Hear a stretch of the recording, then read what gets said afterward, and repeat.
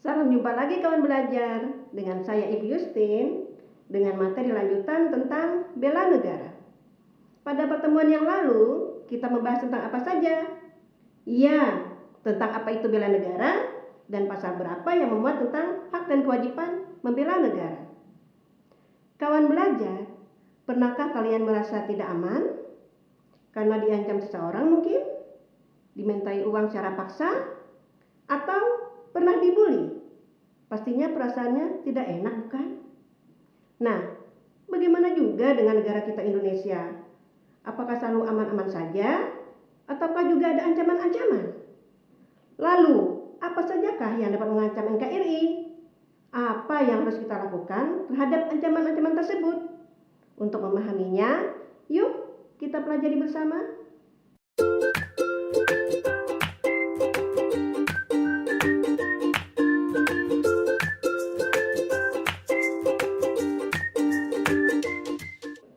Yuk kita saksikan tayangan berikut.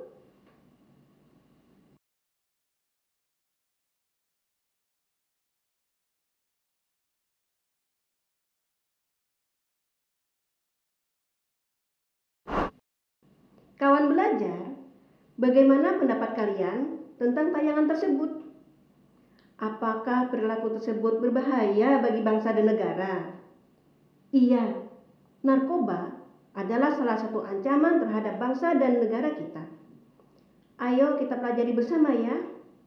Apa saja kemungkinan ancaman-ancaman lainnya terhadap NKRI?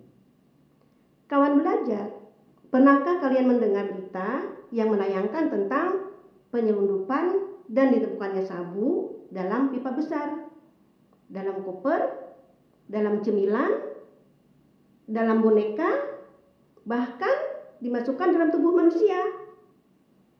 Pernahkah juga kalian mendengar penyelundupan orang, penyelundupan senjata, trafficking, teror, pergaulan bebas, sampai berita Indonesia darurat narkoba? Bagaimana menurut kalian tentang berita tersebut? Hoax atau nyata? Sebaiknya kita pelajari saja tentang ancaman itu ya. Kawan belajar, tahukah kalian apa itu ancaman?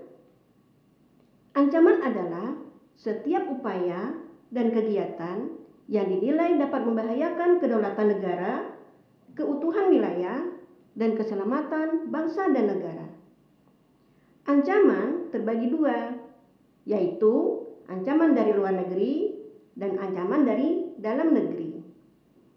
Ancaman dari luar negeri, misalnya keinginan negara lain untuk menguasai Indonesia karena letak NKRI yang strategis dan kekayaan alam yang berlimpah. Bahaya perang modern berupa perang nuklir yang akan mengancam dunia, termasuk Indonesia. Arus globalisasi yang menimbulkan banyak kerawanan di bidang politik, ekonomi, sosial budaya, pertahanan dan keamanan, juga ideologi. Mari kita bahas satu persatu ya. Ancaman berdimensi politik dapat berupa tekanan politik terhadap Indonesia, yaitu ikut campur mempengaruhi kebijakan pemerintah. Ancaman berdimensi ekonomi, seperti tingkat ketergantungan yang cukup tinggi terhadap asing.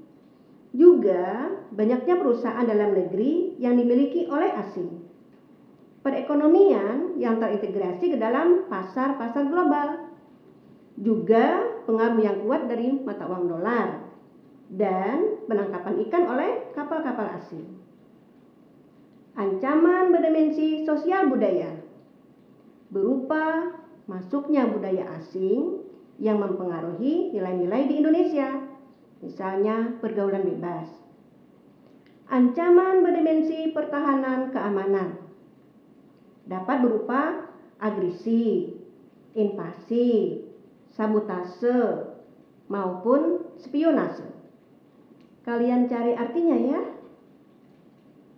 Ancaman berdimensi ideologi, yaitu masuknya paham ideologi lain yang mencoba menggeser ideologi Pancasila. Bagaimana kawan belajar? Semoga kalian dapat memahaminya ya. Yuk kita lihat ancaman dari dalam negeri. Ancaman dari dalam negeri bisa berupa kerusuhan masyarakat karena kesenjangan sosial ekonomi, ancaman separatis bersenjata, aksi radikalisme, perusakan lingkungan dan bencana alam, penyakit menular, dan wabah penyakit, makar atau usaha penggulingan pemerintah yang sah, korupsi, kolusi, dan nepotisme yang dapat menghambat pembangunan nasional, banyaknya pengangguran, faktor kemiskinan, dan kurangnya pendidikan. Sekarang, bagaimana di lingkungan kalian? Perilaku apa yang pernah terjadi? Kita dengar di media massa, ada pelajar yang merokok di sekolah, mabuk game online, pergaulan bebas, membolos, melawan guru, melawan orang tua, berkelahi, tawuran, dan sebagainya. Tindakan-tindakan tersebut tidak benar untuk dilakukan, iya kan? Nah, kawan belajar, ternyata sangat banyak yang berpotensi mengancam negara kita ya. Namun, kita selalu berusaha agar ancaman-ancaman tersebut bisa diatasi dan negara Indonesia tetap jaya berdiri. Oke kawan belajar, sekarang apa yang harus kita lakukan terhadap ancaman-ancaman tersebut? Yang pasti, kita tetap menjaga persatuan dan kesatuan bangsa dengan lebih mengembangkan jiwa toleransi, nasionalisme, dan patriotisme. Ayo kita simpulkan materi kita. Yang pertama adalah banyak ancaman yang berpotensi membahayakan negara kita. Misalnya kerusuhan, aksi radikalisme, bencana alam, dan lain sebagainya.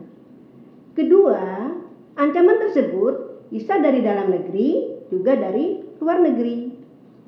Ketiga, ancaman tersebut bisa kita atasi dengan lebih menanamkan rasa nasionalisme dan patriotisme. Ingat slogan kita ya, NKRI harga mati. Sekian, jangan lupa untuk selalu akses portal kawan belajar ya.